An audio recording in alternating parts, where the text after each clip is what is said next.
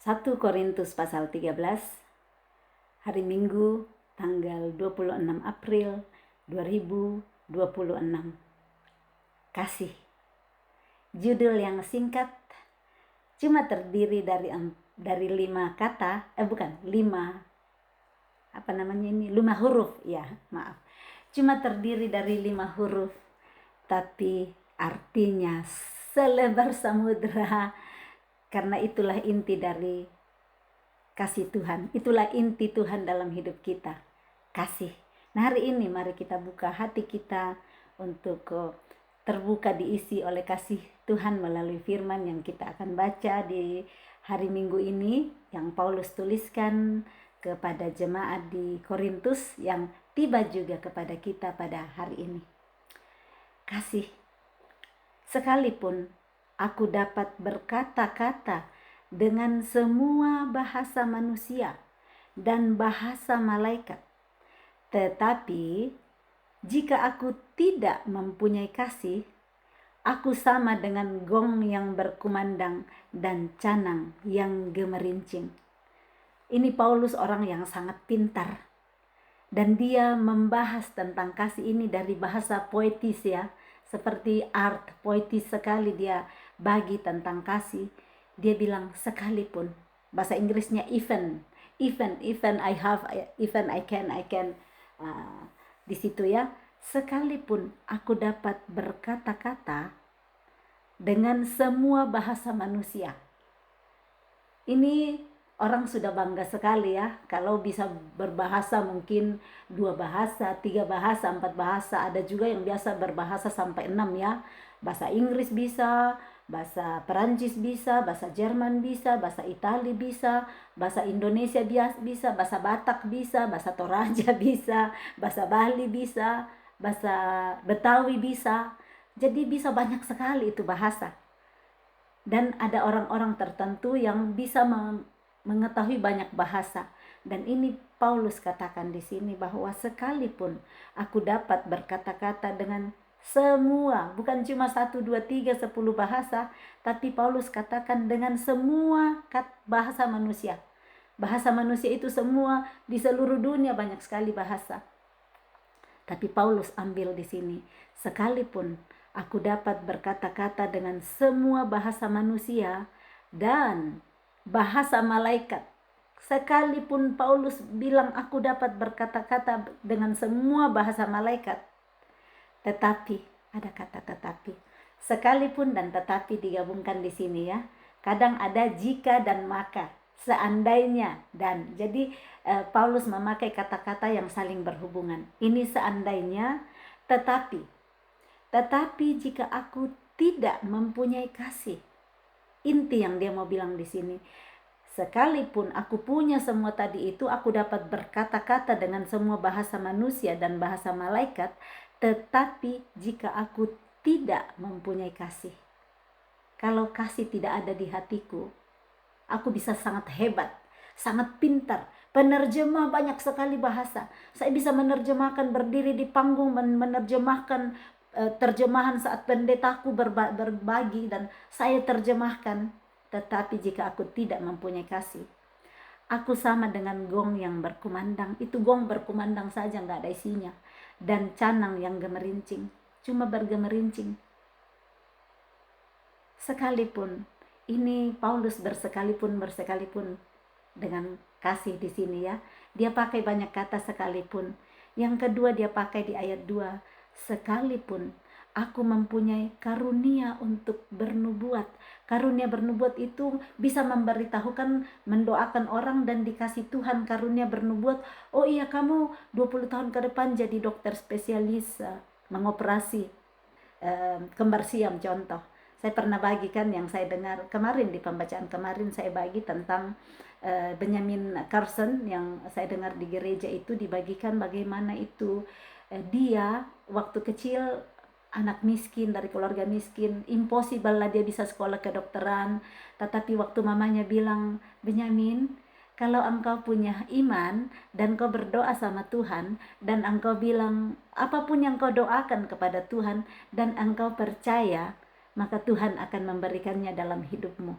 Dan si Benyamin kecil ini masih kecil, nggak disebutkan umurnya berapa saat itu. Mamanya namanya Sonya. Nah, si Benyamin kecil bilang sama Sonya, mamanya, dia lihat, dia tatap mamanya. Dia bilang, "Mama, saya punya iman, saya mau jadi dokter."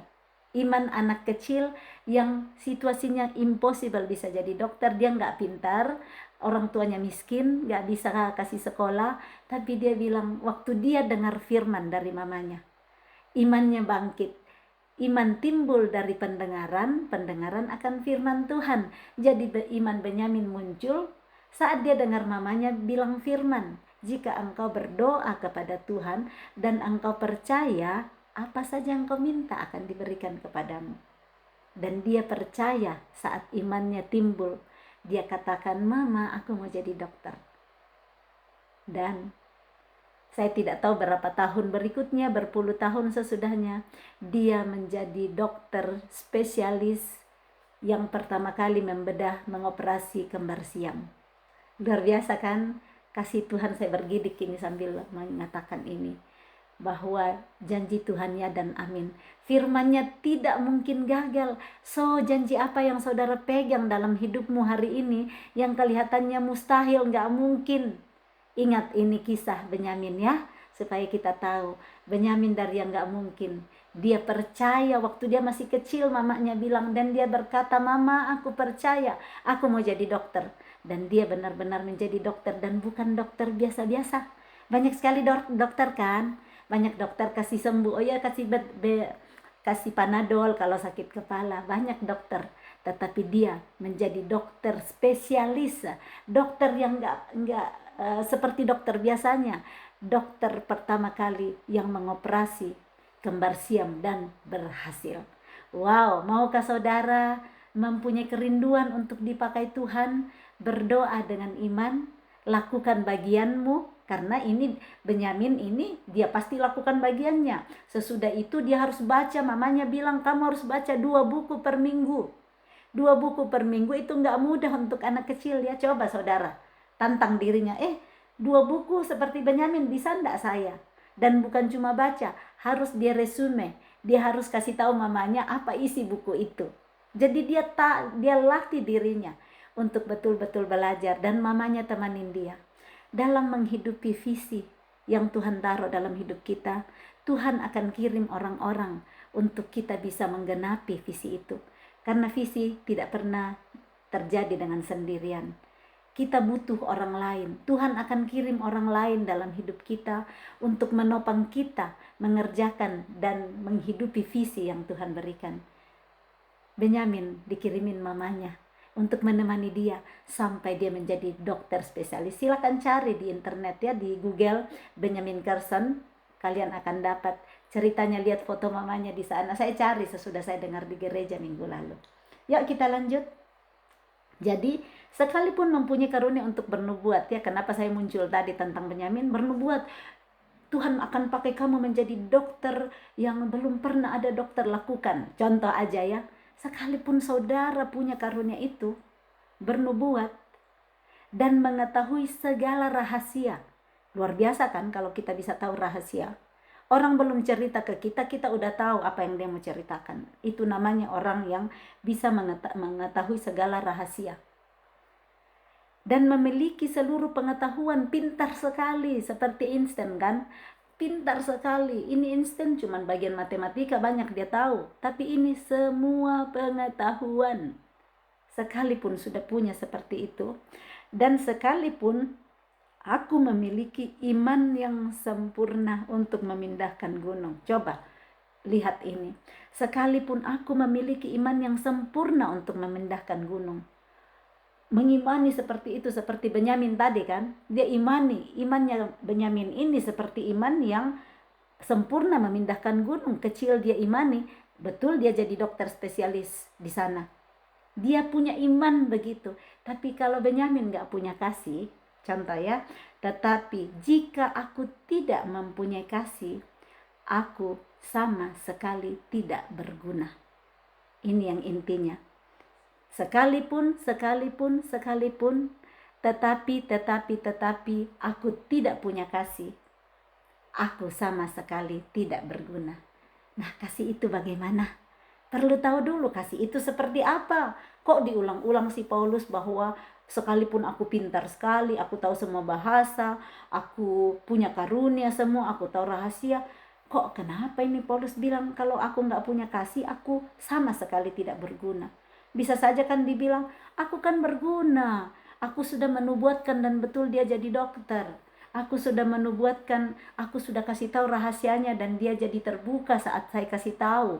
Aku pintar, punya mengerti semua pengetahuan. Kenapa sih kalau aku nggak punya kasih, aku sama sekali tidak berguna? Kita lihat penjelasan-penjelasan Paulus berikutnya supaya kita ngerti apa itu kasih. Kasih dengan 5 huruf. K-A-S-I-H. Sangat gampang untuk diingat. Masih ada ya. Jadi sudah ada 2 kali, sekalipun sekarang dia tambah ayat 3. Dan ada kata dan yang mendahului sekalipun. Dan sekalipun aku membagi-bagikan segala sesuatu yang ada padaku. Aku punya 10 rumah, aku kasih semua. Saya sumbangkan ke semua panti asuhan, panti jompo, kemanapun seluruh tempat yang butuh, seluruh rumahku aku kasih. Bahkan bajuku aku kasih semua, tinggal yang melekat di tubuhku aku kasih semua. Ini yang Paulus mau bilang. Sekalipun aku membagi-bagikan segala sesuatu yang ada padaku, bahkan menyerahkan tubuhku untuk dibakar, sudah kasih semua, rumahnya, mobilnya, kulkasnya, sofanya, dikasih semua. Bajunya tinggal yang melekat di tubuh, bahkan menyerahkan tubuhnya dibakar. Silakan bakar saya supaya kamu selamat, contoh. Silakan bakar saya, semua dia serahkan. Tetapi jika aku tidak mempunyai kasih, sedikit pun tidak ada faedahnya bagiku. So, apa kasih yang selama ini saudara pikir sudah lakukan? Maaf, apa yang saudara sudah lakukan selama ini? Sudah memberikan uang saudara, membayarkan seorang anak untuk kuliah, atau sudah merawat dari kecil, ataukah sudah melahirkan dan ternyata anaknya cuma marah-marahin mamanya, cuma kata-katain mamanya. Sudah lakukan semua dan bilang, iya aku ini sudah mengandung 9 bulan, saya lahirkan, baru nanti saya besarkan, saya berikan semua yang terbaik untuk dia. Menurut kita sudah betulkah yang terbaik? Tapi dia sekarang, dia cuman kata-katain saya, dia cerita saya, dia semua. Artinya itu kan sudah membagi-bagikan segala sesuatu yang ada padaku kan. Bahkan sudah serahkan tubuh dibakar. Tubuh diserahkan dibakar, bukan cuma diserahkan benar dan ditaruh api di sana. Dibakar dengan apa? Dikata-katain, dimarah-marahin, dicerita jelek ke orang. Padahal kita udah berbuat baik. Tapi itu yang dialami. Atau seorang saudara yang waktu kesusahan kita yang tolong semua, dibantu, dibawa di rumah, dia pergi cerita semua yang jelek tentang kita. Mana kasihmu? Mana ucapan syukurmu? Ini yang Paulus mau bilang. Sekalipun aku sudah bikin begitu kepada sesamaku, tetapi jika aku tidak mempunyai kasih. Kita akan bilang, kan aku mengasihi. Kalau saya tidak mengasihi, saya tidak kasih besar dia. Saya tidak akan ambil dia. Betul, mengasihi, tapi kasihmu sudah seperti kasihkah yang akan dijabarkan di ayat 4 ke bawah nantinya. Supaya hari ini mari terbuka. Roh Kudus bongkar di dalam hati kita yang kasih yang salah ngerti sebelum ini. Kasih kita yang kita salah. Kasih yang ternyata sangat egois. Kasih yang hanya memikirkan diri sendiri. Supaya mulai hari ini saat kita dengar firman ini, Roh Kudus ubahkan pikiran kita. Roh Kudus ubahkan pengertian kita yang salah selama ini. Supaya mulai hari ini kita mengasihi seperti Yesus mengasihi. Dan kita tidak akan bisa lakukan itu kalau kita lakukan dengan kekuatan sendiri. Hamba berdoa, Roh Kudus, kiranya saat kami menerima firman-Mu ini, Roh Kudus yang akan menerangi hati kami, angkat dari tubuh kami hati yang keras dan berikan kepada kami hati yang taat, supaya kami taat menghidupi perintah-Mu mengenai kasih ini, supaya kami hidup benar-benar serupa dengan Engkau, mengasihi seperti Engkau sudah mengasihi kami, karena kami mengasihi, karena Engkau yang sudah lebih dahulu mengasihi kami. Ajar kami untuk punya kasih seperti kasih Yesus, bukan bukan kasih yang kami pikir sendiri, bukan kasih yang kami mau sendiri lakukan, tetapi biarlah Tuhan mulai saat ini kami akan mengasihi seperti Yesus telah mengasihi kami. Ya, mari kita lanjut. Ayat 4. Kasih itu sabar. Wow, yang pertama diangkat oleh Paulus, kasih itu sabar. Sabar juga cuma 5 huruf. S-A-B-A-R. Kasih 5 huruf. Kasih itu sabar. Dalam kehidupan kita sangat banyak diuji dengan kesabaran kan. Kesabaran kita diuji dengan anak-anak kita. Teriak-teriak kalau kita ke toko sama-sama, guling-guling di toko karena kita nggak mau belikan yang dia minta. Kesabaran kita kan diuji di sana. Kesabaran kita, apalagi kalau kita malu didengar orang, dilihat orang tuh, kan biasanya kita yang paling tidak mau ketahuan ketahuan kejelekan kita kan, ketahuan kita kan mau munculin selalu.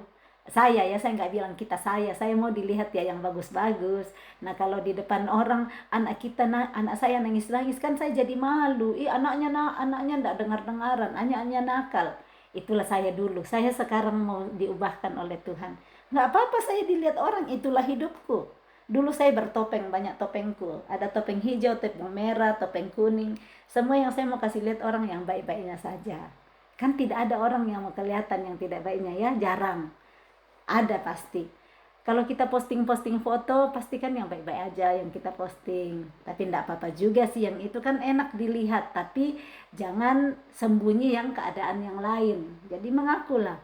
Seperti ini yang kesabaran kita diuji saat anak-anak di depan orang lain rokok. Aduh, itu harga diri, malu-malunya kita kalau kita ngajarin tentang jangan rokok baru anak sendiri rokok. Sepertinya kan kita bilang mau ngajar-ngajar orang lain, anakmu dulu tuh tak kamu urus. Kan biasanya orang dalam masyarakat kalau melihat yang membagikan nasihat ternyata dia belum hidupi, tapi itu bukan dia langsung, anaknya kah, suaminya kah, orang akan bilang ajar aja dulu tuh anakmu, ajar aja dulu tuh istrimu, ajar aja dulu. Kadang kita menghakimi seperti itu. Tetapi coba terbuka hari ini. Pasti dia sudah ajar anaknya. Pasti dia sudah kasih tahu istrinya. Pasti dia sudah kasih tahu suaminya. Kalau merokok itu tidak bagus. Itu tidak bagus untuk kesehatan, merugikan, habis uang mahal sekali. Terus untuk kesehatan, terus tubuh kita adalah bait Roh Kudus, jangan dibakar. Tetapi kan itu pribadinya anaknya, pribadinya suaminya. Sekalipun dia sudah memberikan contoh, teladan gak merokok, tetapi mereka tetap lakukan. Tinggal terus sabar sampai waktunya Tuhan mengajari orang-orang yang didoakan itu. Jadi jangan langsung hakimin orang, karena pastinya sudah dikasih tahu kepada mereka. Nah, orang yang menyampaikan itu saya ambil di diri saya ya, karena suami saya dulu merokok, tapi sudah lama sekali dia enggak, tapi anak kami ada yang merokok, dan itu saya malu sekali dulu untuk bicara ke orang. Saya sudah katakan jangan merokok, tapi anakku sendiri gitu. Tapi saya sesudahnya diajar Roh Kudus, bukan kamu yang lakukan. Kamu sudah berikan keteladanan, jadi jangan malu membagikan. Karena saya malu dulu, sesudah beberapa waktu lamanya saya nggak terlalu berani bicara tentang hal yang belum ada dalam hidup saya gitu. Masih ada anak saya. Tetapi Roh Kudus ngajarin saya. Betul, anak saya sudah ngajarin dia, tetapi pilihan tetap ada. Dan saya yakin satu hari anak saya yang akan membagikan kepada orang jangan merokok. Saya amini ya, aminkan seperti itu. Nah, seperti itulah kita saat kita dengar firman dan kita mau lakukan, kita perlu sabar untuk menunggu bahwa ternyata saat saya melakukan firman nggak langsung terjadi. Saya butuh sabar terhadap suami, sabar terhadap istri, sabar terhadap orang tua, terhadap siapapun, kepada bos. Ini yang diangkat pertama karena sangat dibutuhkan kesabaran untuk nantinya menghidupi kasih yang lain. Jadi kasih yang pertama itu adalah sabar. Bagian apa dalam hidup saudara yang dituntut kesabaran hari ini? Coba cek-cek sendiri masing-masing ya. Saya iya benar ya, ini yang kasih saya betul-betul diasah dalam kesabaran bos saya misalnya. Ini bos saya ini pilih kasih, dia lebih sayang yang lain, padahal yang satu itu penjilat gitu. Dia datang cerita yang baik-baik aja, padahal kalau nggak ada bos dia suka lihat handphonenya, dia nggak kerja baik. Nah saya dengar-dengaran, saya nggak lihat handphone, tapi dia lebih disuka sama bos. Nah harus sabar di sana, doakan terus bosnya, doakan terus rekan kerja. Bagian ini yang Tuhan mau ajar tentang kasih itu sabar. Atau ada yang pasangan pergi selingkuh, lagi sakit matanya, mungkin istri kah atau suami kah yang pergi selingkuh. Apakah kasih yang sabar ada di sana? Janji pernikahan tetap dipegang bahwa aku akan mengasihi engkau dalam suka dan duka, dalam sakit dan sehat, dalam keadaan yang baik dan tidak baik. Aku akan setia sampai maut memisahkan. Ataukah sudah langsung ada alasan untuk saya mau cerai? Ya, sabar di sana. Kasih itu sabar. Mengasihi sekalipun dia selingkuh, dia nggak mau dengar-dengaran, dia ulang-ulang terus yang dia lakukan. Kasih itu sabar akan menolong satu hari pasti pasangan yang melakukan itu akan diselamatkan. Dia akan melihat betapa kasih Tuhan ada dalam hidup pasangannya. Ini untuk suami dan istri. Jadi bukan cuma istri, suami, karena sudah ada juga istri-istri yang pergi selingkuh. Kalau pasangan sabar, Tuhan yang turut bekerja di sana. Yang kedua, jadi bisa ditulis ya. Yang pertama, kasih itu sabar. Yang kedua, kasih itu murah hati. Murah hati dalam hal apa? Bukan cuman murah hati memberi. Kita dengar kata murah hati, pikiran biasa langsung pikir uang kan? Pikir uang dikasih sesuatu. Murah hati bukan cuman hal itu. Murah hati, kalau bermurah hati memberikan pengampunan sekalipun disakiti berulang-ulang, Murah hati memberi pengampunan. Sama seperti Yesus memberi pengampunan kepada kita. Berulang kali kan kita juga berbuat salah bersama Tuhan Yesus. Kita bikin lagi, kita udah nangis-nangis, beringus-ingus keluar, Tuhan ampuni saya, minggu depan bikin lagi. Tuhan ampuni kita lagi. Lakukan yang sama, murah hati untuk sesama. Kasih itu murah hati. Murah hati memberikan telinga saat orang butuh didengar. Murah hati memberikan nasihat saat orang butuh. Murah hati mendoakan orang. Murah hati memberikan juga saat orang butuh. Murah hati memberikan tumpangan. Murah hati dalam banyak hal. Dan itulah kasih. Sudah 2 poin kasih. Apa enggak bilang, iya ya ternyata kasih ini banyak sekali yang saya perlu lakukan. Kenapa sampai Rasul Paulus bilang tadi, sudah punya semua yang lain, sudah bisa, tapi kalau enggak ada kasih, enggak ada artinya. Kasih yang ketiga. Jadi ini atribut definisi kasih, supaya kita nggak cuman tahu iya mengasihi orang Kristen itu punya kasih. Kita perlu ngerti apa itu kasih. Karena kalau cuma KASIH bikin love begini, gampang sekali bikin love dengan jari ya, kasih icon love seperti kasih. Tapi kalau kita nggak ngerti, kita nggak akan bisa menghidupi kasih itu. Kita perlu ngerti untuk bisa menghidupi. Jadi kalau nggak sabaran selama ini, jangan sok-sokan bilang aku mengasihi. Kalau nggak murah hati selama ini, jangan bilang aku mengasihi. Saya buat grup dulu ya, WhatsApp dulu, namanya dikasihi untuk mengasihi. Untuk hari ini saya sementara nggak ada di situ lagi, saya mengundurkan diri. Bahkan dulu saya mau tutup ini grup WhatsApp dikasih untuk mengasihi, karena saya kenali diriku, bukan sekali saya yang punya kasih. Dulu saya sok-sokan, saya sudah pikir saya sudah dikasih Tuhan, saya sudah mengasihi kan. Jadi saya buka grup karena saya sudah merasa saya mengasihi. Ternyata Tuhan ajar saya banyak sekali yang saya belum hidupi mengasihi. Saya jadi malu gitu. Saya jadi malu mau bikin grup begitu, bikin t-shirt. Saya bikin t-shirt putih dengan love di situnya, warna merah lagi, untuk mengatakan saya punya kasih. Tapi Tuhan ajar saya untuk terus latih dirimu punya kasih seperti aku, mengasihi seperti aku. Jadi kiranya semua yang ada di grup dikasih untuk mengasihi, semakin mengasihi dan hidup seperti kasih Kristus. Kalau saya diizinkan Tuhan, mungkin one day saya gabung lagi, I don't know, tapi saya akan ikut tuntunan Tuhan. Ya, jadi kasih itu yang ketiga, ia tidak cemburu. Saya orang paling pencemburu dulu. Saya ngaku ya. Kelihatannya enggak, padahal saya dalam hatiku saya pencemburu sekali. Saya cemburu lihat orang yang tingginya lebih dari saya, yang dia gampang beli sepatu karena ukuran kakinya, gampang beli sepatu. Saya cemburu lihat orang yang hidungnya mancung, saya cemburu banyak sekali, saya cemburu lihat orang. Dan saya selalu merasa anak manis, anak baik-baik, padahal cemburu banyak sekali di hati saya. Puji Tuhan, Tuhan sangat mengasihi saya. Dia latih terus saya untuk menghancurkan setiap kecemburuan dalam diri saya dan menerima keadaan saya, menerima hidup saya, bersyukur untuk Tuhan mengasihi saya. Dan hari ini saya sangat bersyukur dengan tubuh saya yang seperti ini, hidung saya yang seperti ini. Saya nggak rasa rendah hati lagi, rendah diri lagi saat orang-orang datang bilang, tinggi kamu berapa sih? Sepatu kamu ukurannya berapa sih? Dulu saya sangat terluka kalau orang tanya saya seperti ini. Makanya saya nggak mau kerja sama anak-anak usia di atas 4 tahun. Saya kan kerja sama anak-anak.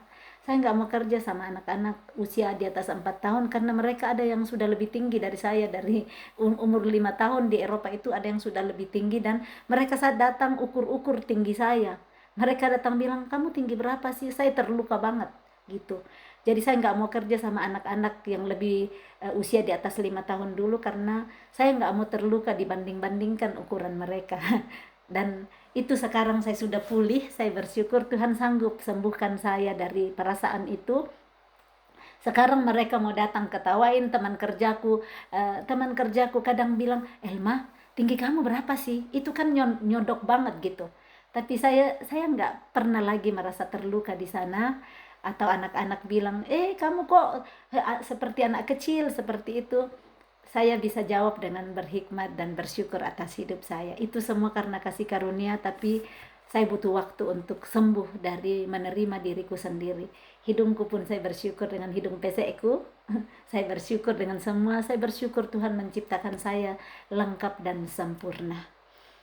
Kita lanjut ya. Jadi ini kasih itu tidak cemburu. Jadi yang masih punya kecemburuan di dalam hati hari ini ngaku ya.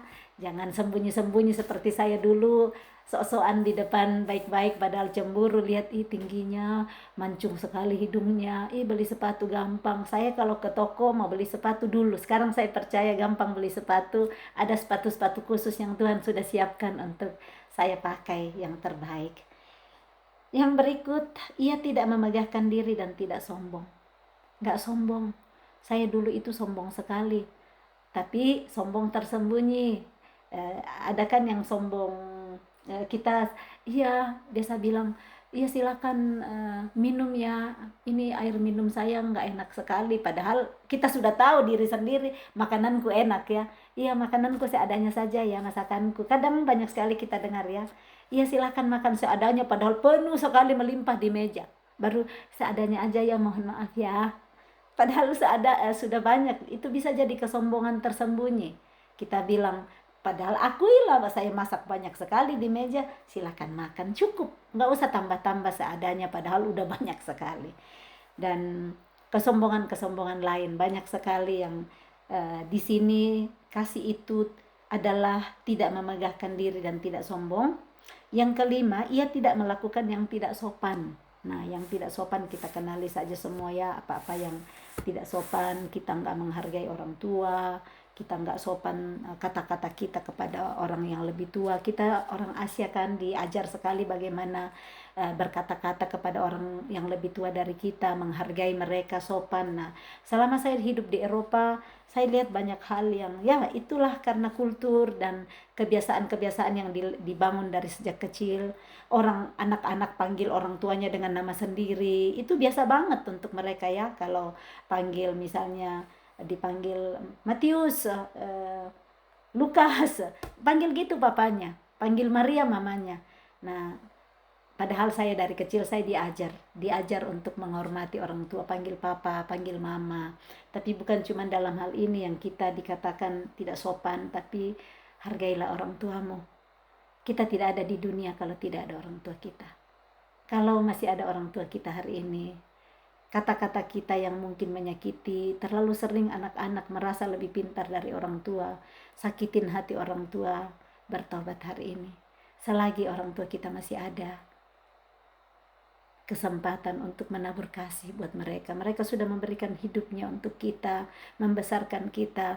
Kenapa saat kita sudah lebih pintar dari mereka, sudah lebih kuat dari mereka, kita sudah malah tidak menghargai mereka? Kasih, ia tidak melakukan yang tidak sopan dan tidak mencari keuntungan diri sendiri. Jadi ternyata orang yang mencari keuntungan diri sendiri itu tidak punya kasih. Kalau yang tadi itu bayarin uang kuliah, diurus semua, tetapi supaya apa? Supaya orang lihat saya jadi orang baik. Supaya saya dipuji-puji orang. Itu untuk kepentinganku sendiri, bukan kepentingan orang yang saya tolong. Atau misalnya di dalam bus dan ada orang tua yang berdiri, saya kasih tempat duduk saya. Tapi murni nggak hati saya di dalam karena saya belas kasihan sama orang tua ini, atau supaya seluruh isi bus lihat, ih baik sekali Elma, kasih tempat duduknya sama orang. Nilai diri kita.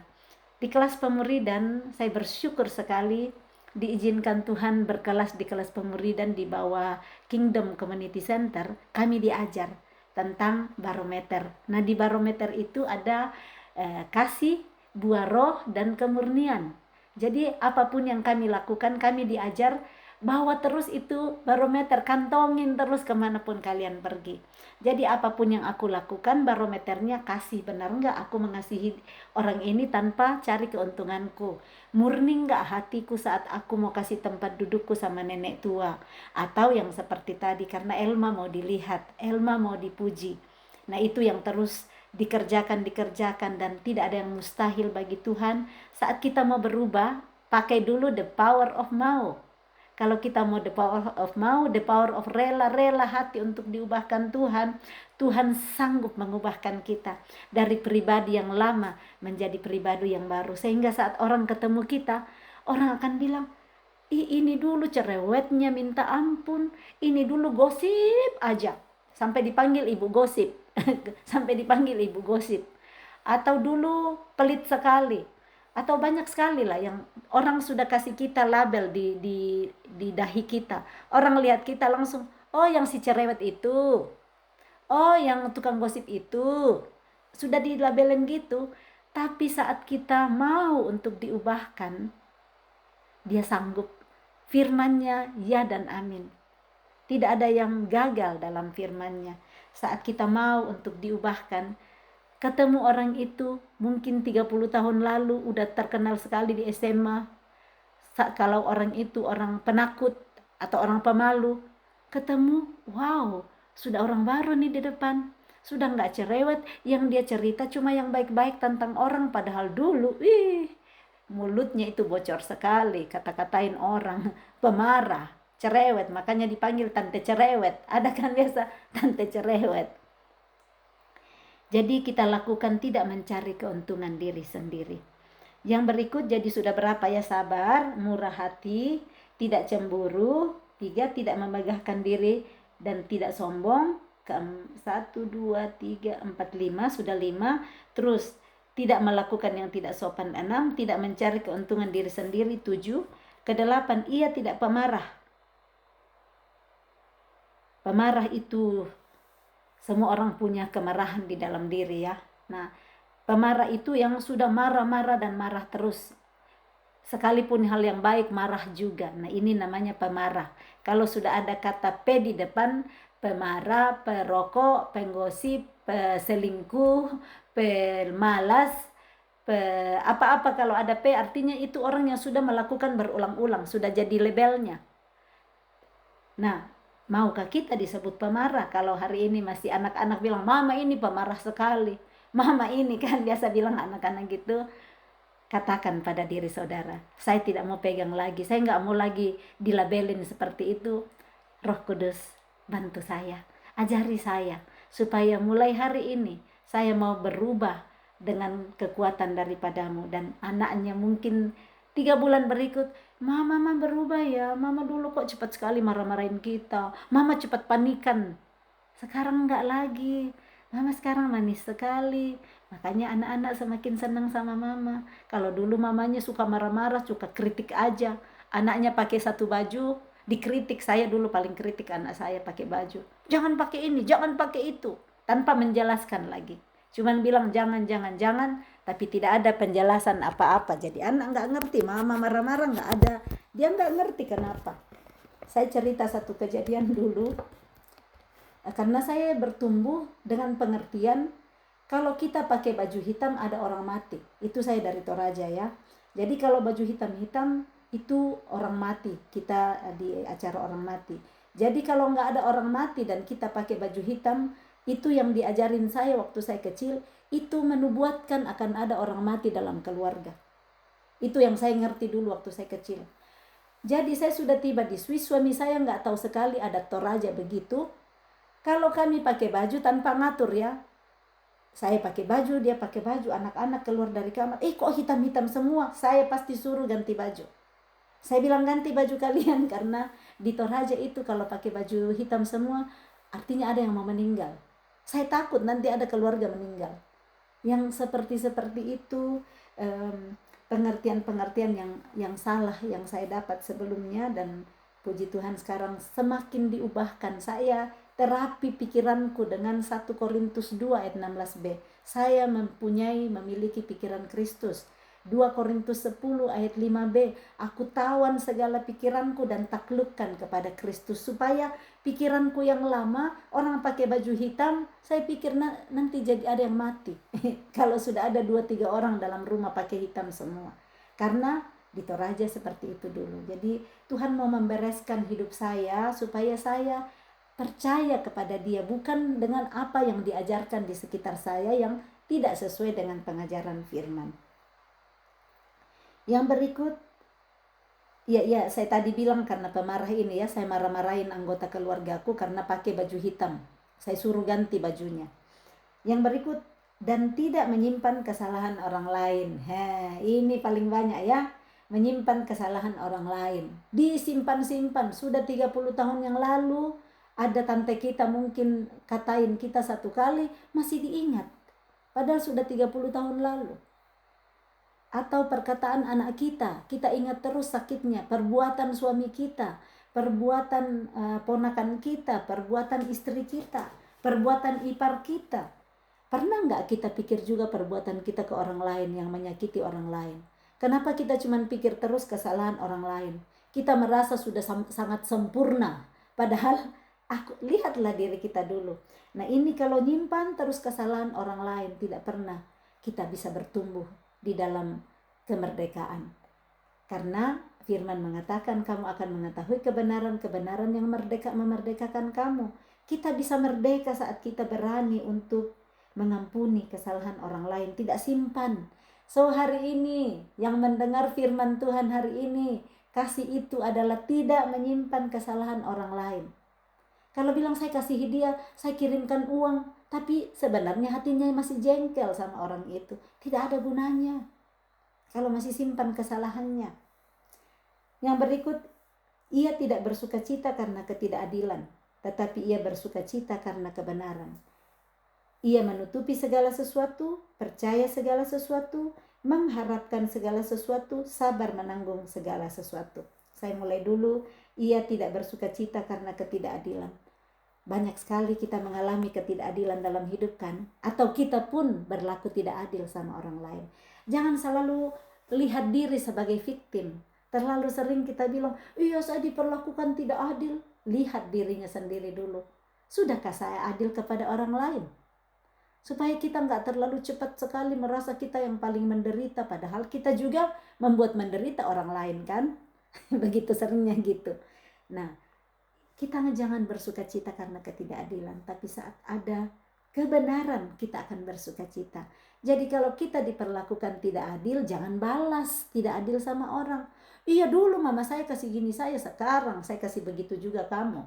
Dulu waktu mama bertumbuh, opa sama oma bikin saya begini, jadi saya mau bikin yang sama kamu. Jangan bersukacita karena itu, tetapi bilang, dulu saya diperlakukan begini karena mereka juga tidak tahu, sekarang saya mau melakukan yang baik untuk engkau. Saya merawat engkau dengan baik, saya nggak kata-katain kamu. Karena ya dulu itu opa dan oma, nenek dan kakek itu, saya pernah bahkan diikat di pohon loh. Diikat di pohon, baru itu ada rumah semut di bawah, jadi saya digerayangi semut, saya nggak bisa bikin apa-apa sampai kencing-kencing, maaf. Ada orang yang sampai gitu memperlakukan anaknya. Saya dengar ada orang-orang tua dulu kasih ikat anaknya saking nakalnya, jadi salahnya sendiri juga ini anak, nggak mau dengar-dengaran orang tua, udah dikasih tahu nggak dengar-dengaran. Saya percaya orang tua nggak akan sampai ikat kalau bukan cuma 1, 2, 3 kali dikasih tahu, pasti sudah berulang kali nggak dengar-dengaran, sampai mamanya atau papanya ikat di pohon, digoyang-goyang itu rumah semut, jadi semut keluar semua, digigit semua, dia nggak bisa gerak sampai terkencing-kencing, maaf, dan masih diingat itu sampai hari ini. Nah, itu yang membuat luka batin. Bagaimana masuk dalam rumah tangga dengan masih ingat papanya atau mamanya ikat dia dulu di pohon, pasti dalam rumah tangga itu tidak sehat. Saya dengar khotbah pendeta Billy Lantang tentang papanya dulu yang juga sangat keras katanya. Papanya diperlakukan sangat keras oleh kakeknya. Sampai papanya melarikan diri dari Manado, karena seingat saya dia di Manado, dia melarikan diri. Dan sebelum masuk pernikahan, papanya Billy Lantang katanya menyerahkan semua sama Tuhan. Dia ampuni papanya yang perlakukan dia sangat kasar, keras waktu kecil. Jadi waktu Pastor Billy Lantang tanya papanya, "Papa, tapi kok papa nggak pernah perlakukan kami seperti itu? Padahal papa dulu diperlakukan demikian oleh Eyang." Dia bilang, "Aku sudah bereskan semua sebelum aku masuk dalam rumah tangga.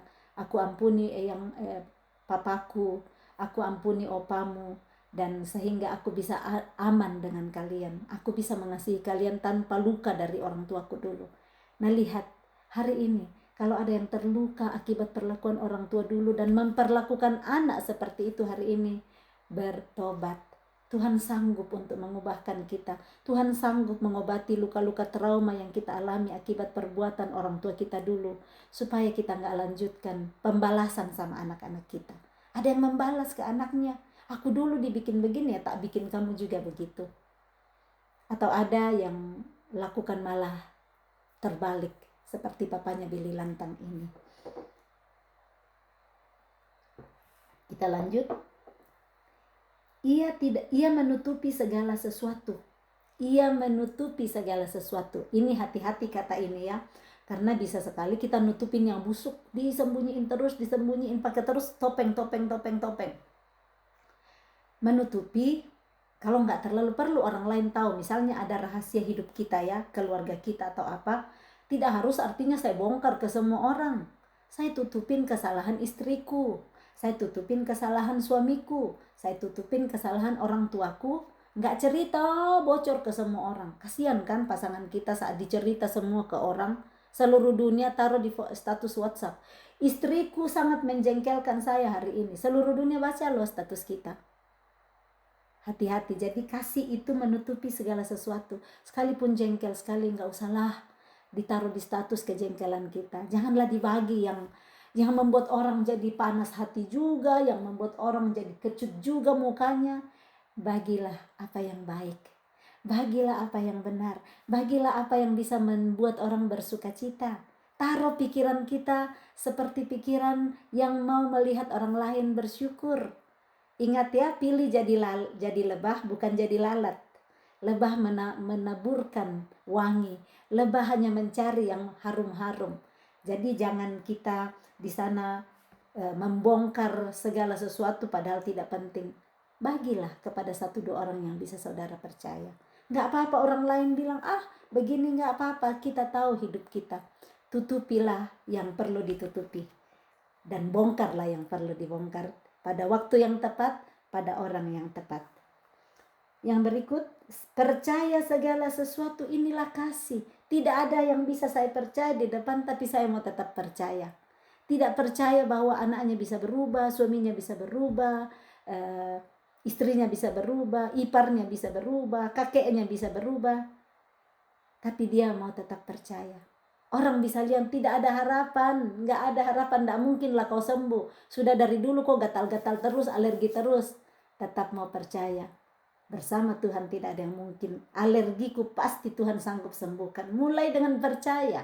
Ingat perempuan pendarahan 12 tahun. 12 tahun dia keliling semua dokter. Dari dokter kampung sampai dokter ahli. Dia gak sembuh. 12 tahun. Orang sudah bilang gak mungkin lah kau sembuh. Gak mungkin, sudah semua dokter kau pergi, kau gak sembuh-sembuh. Tetapi waktu ketemu dokter Yesus, dia imani, asal ku sentuh saja jumbai jubahnya, aku akan sembuh. Dan dia sembuh. Hari ini sakit apa yang saudara orang sudah bilang gak mungkin kau sembuh. Sudah berulang-ulang tiap hari, minggu, tiap sekali sebulan saya harus ke dokter atau apa. Pegang iman seperti Benyamin tadi. Percaya segala sesuatu dan saya aminkan engkau pasti sembuh. Saya aminkan banyak hal dalam hidup saya yang tidak ada harapan untuk saya percayai. Ini percaya segala sesuatu. Orang bilang ngapain percaya gitu? Saya tetap percaya karena aku punya Tuhan yang sanggup mengubah air mata menjadi mata air. Aku punya Tuhan yang sanggup membangkitkan tulang-tulang sekering apapun seperti di Yehezkiel 37. Aku punya Tuhan yang sanggup membangkitkan Lazarus sudah 4 hari busuk di kuburan. Tuhan yang sama, sanggup membuat apa yang orang lain bilang impossible, gak mungkin lah kamu kok masih bodoh, percaya aja. Saya tetap percaya. Banyak hal yang saya percaya Tuhan sanggup lakukan, sekalipun dunia berkata tidak mungkin. Tapi aku mau berkata, Tuhanku sanggup. Tuhanku adalah Allah yang sanggup melakukan jauh lebih daripada yang aku pikirkan dan perkatakan. Tuhanku adalah Allah yang sanggup melakukan yang tidak mungkin bagi manusia. So, mari percaya segala sesuatu ya. Bangkitkan iman hari ini. Percaya segala sesuatu. Mengharapkan segala sesuatu. Di saat kita masih punya pengharapan, kita akan ada semangat untuk hidup. Tapi saat pengharapan sudah tidak ada, saya sudah nggak bisa berharap lagi. Anak aku sekarang sudah 40 tahun contoh ya. Anak aku sudah 40 tahun usianya nggak pernah berubah dari dulu. Harapkanlah terus segala sesuatu. Harapkanlah Tuhan datang menyentuh hidupnya. Berharap segala sesuatu. Mengharapkan segala sesuatu. Iya, papa aku dari dulu begini. Saya pakai ya dialek Toraja ya. Papa aku, mama aku. Papa aku dulu begini. Sampai hari ini belum. Percaya, kasih kepada Tuhan. Tuhan sanggup untuk mengubahkan papa kita, mama kita, atau paling diriku sendiri. Kadang saya lihat diriku, saya kadang mau menyerah diriku, kok Tuhan saya rindu diubahkan, saya coba berubah, tapi kok nggak berubah-berubah juga Tuhan. Ada hal-hal yang saya lihat, saya hampir nyerah di dalam hidupku, kok saya nggak berubah ya. Orang selalu lihat saya masih seperti Elma yang seperti itu gitu, yang orang masih nggak senang. Jadi saya biasa mau menyerah tentang diriku, tetapi Tuhan ajarin jangan menyerah, berharap, aku sanggup ubahkan engkau. Makanya yang saya sering bagi ya, firman Tuhan dari Sefanya 3, 17 dan 18, di situ saya terapi diriku setiap hari. Tuhan Allahku ada di antaraku sebagai pahlawan yang memberi kemenangan untuk saya diperbaharui. Ia bergirang karena aku dengan sukacita. Ia membaharui aku dalam kasih-Nya. Ia bersorak-sorak karena aku dengan sorak-sorai. Ia mengangkat malapetaka daripadaku sehingga oleh karenanya aku tidak lagi mendapat celah. Nah, ini saya terus berulang-ulang saya diajar oleh mentor saya dan berulang-ulang, dan Tuhan sanggup ubahkan yang saya nggak harapkan lagi. Saya udah sering bagi tentang mengendarai mobil di highway. 20 tahun saya bawa mobil, saya nggak berani masuk highway. Saya nggak punya harapan lagi. Saya bilang nggak usah deh, sudah cukup lah saya dari rumah ke kota pergi belanja pulang, udah cukup saya bisa bawa mobil gini. Kalau mau jalan jauh saya ambil kereta atau saya sama suami. Anak-anak juga sudah bisa bawa mobil, saya bisa nebeng sama anak-anak. Itu saya tutup pengharapan saya masuk highway bawa mobil. Sampai awal tahun 2026, mentor kami dari pemuridan mengajarkan 3 kunci kerajaan surga, yaitu darah Yesus, maksimum joy, dan terapi. Saya terapi firman Tuhan di dalam diriku. Yang saya sudah gak harapkan dulu, saya bangkitkan kembali harapan saya. Dan praise the Lord, hari ini saya sudah bisa masuk highway dengan bawa mobil. Saya sudah bisa bawa orang lain, bukan aku lagi yang dibawa. Saya bisa drive suamiku di samping, anak-anakku bersama-sama. Yang dulunya saya sudah gak punya harapan dalam hal ini. Apa yang saudara sudah tutup dalam hidup saudara? Apa yang saudara sudah bilang gak ada harapan lagi? Hari ini, jika engkau dengar firman-Nya, bangkitkan kembali harapan itu. Tuhan Allahmu ada di antaramu sebagai pahlawan yang akan memberikan kemenangan itu bagimu. Yang penting engkau mau percaya dan engkau mau punya the power of mau, dia akan ubahkan engkau dalam kasih-Nya. Sabar menanggung segala sesuatu. Sabar menanggung segala sesuatu. Sudah terlalu lama ini mertuaku perlakukan saya begini. Saya nggak dianggap sebagai mertua. Saya nggak dihargai. Saya sudah kasih terus kasihku. Saya perhatikan, mertuaku tetap kritik terus saya. Sementara menantunya yang lain disayang-sayang. Begitu sering terjadi begitu kan. Bandingkan diri dengan yang lain. Cemburu, tidak sabar. Lebih bagus aku cerai saja dari anaknya. Kalau begini terus, aku meminta cerai dari anaknya. Aku nggak sabar lagi menanggung penderitaan jadi menantu seperti ini. Atau istriku dari dulu tidak perhatian sama orang tuaku. Selalu dia perhatikan keluarganya, tapi keluargaku nggak pernah diperhatikan. Banyak keluhan begitu. Atau suamiku nggak tahu perasaanku, saya minta cerai aja. Atau istriku begini dan begitu. Hari ini firman Tuhan berkata, sabar menanggung segala sesuatu.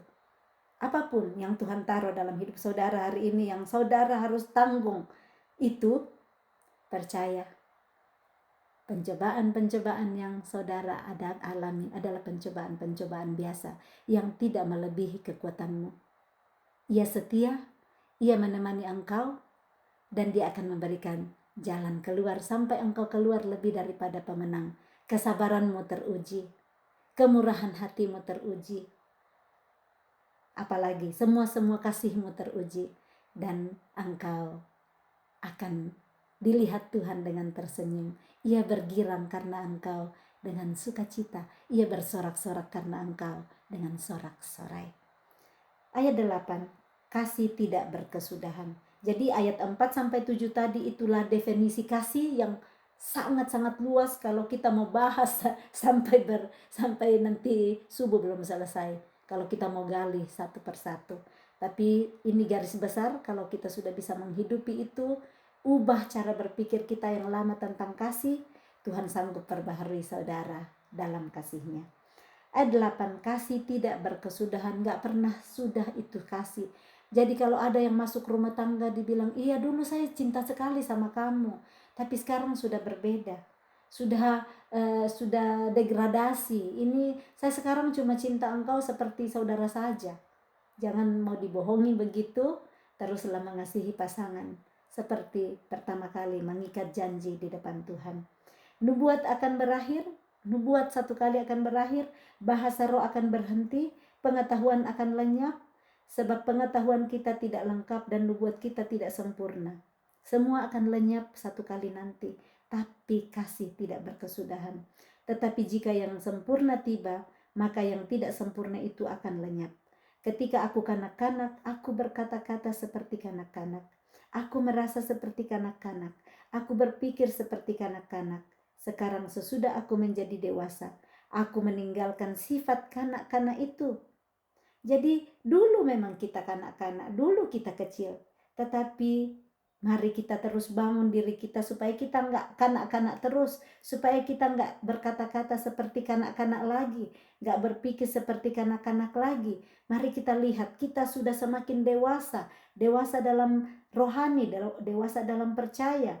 Supaya sesudah aku menjadi dewasa, aku meninggalkan sifat kanak-kanak itu. Sifat kanak-kanak perlu ditinggalkan, jangan diemen-emen, jangan dipeluk-peluk. Iya kan nggak apa-apa, aku sudah 50 tahun tapi aku kan masih seperti waktu SMA aja. Kadang kan gitu ya. Mari kita semakin dewasa, oke, masih seperti SMA, awet muda, masih tetap semangat seperti waktu SMA, tapi jangan mau pakai itu jadi alasan untuk menjadi kekanak-kanakan. Ayat 11, karena sekarang kita melihat dalam cermin suatu gambaran yang samar-samar, tetapi nanti kita akan melihat muka dengan muka. Sekarang aku hanya mengenal dengan tidak sempurna, tetapi nanti aku akan mengenal dengan sempurna seperti aku sendiri dikenal. Ayat terakhir, demikianlah tinggal ketiga hal ini. Hanya ada 3 hal yang akan tinggal nanti, yaitu iman, pengharapan, dan kasih. Dan yang paling besar di antaranya ialah kasih. Ada 3 hal yang akan tinggal nantinya. Iman kita, pengharapan kita, dan kasih kita. Tetapi yang paling besar di antaranya adalah kasih. Kita sudah bahas semua, kita sudah dibukakan melalui pembacaan ini. 1 Korintus 13 ada 13 ayat. Kita sudah dibongkar semua melalui Rasul Paulus kepada jemaat di Korintus. Kiranya firman kasih ini, kasih Tuhan melalui firman kasih ini, kasih Yesus yang sudah mati bagi kita, kasih Yesus yang sudah menyerahkan hidupnya bagi kita, menjadi teladan dan contoh bagaimana nantinya kita juga mengasihi sesama kita. Karena Tuhan Yesus itu mengajarin untuk kita mengasihi seperti Dia telah mengasihi. Jangan kita mengasihi seperti cara kita. Yohanes 15 ayat yang ke-12. Ini perintah Tuhan Yesus.